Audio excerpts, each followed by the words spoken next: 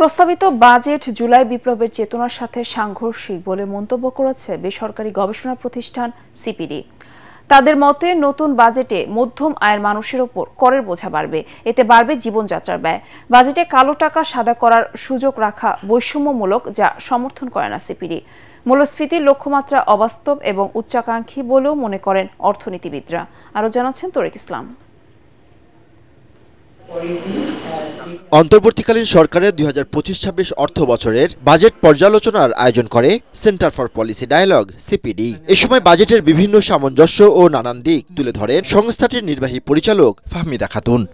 সরকার আসবে এ সময় প্রস্তাবিত বাজেটের কর বৈষম্য তুলে ফাহমিদা খাতুন জানান, সরকারের বিভিন্ন কর স্ল্যাবের ফলে খরচ বাড়বে মধ্যম আয়ের মানুষের। উচ্চবিত্তদের ওখানে কম হচ্ছে, প্রবৃদ্ধিটা 7.6%।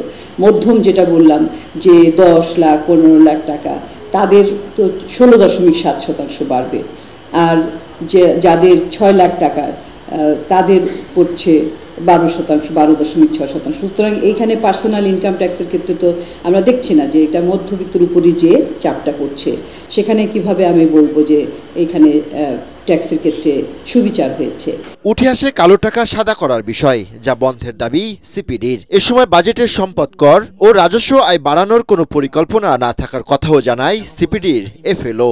যারা বাইরে টাকা নিয়েছে তাদের এখানে যে সম্পত্তি আছে সেটাকে জব্দ করা হয়েছে, এবং সেটা যদি ব্যাংক হয় তাহলে তো এটা লিকুইড মানি, আর যদি সেটা যদি স্থাবর অস্থাবর অন্যান্য সম্পদ হয় তাহলে সেটাকে বিক্রি করে হলে ওই টাকাটা কিছুটা পাওয়া যাবে।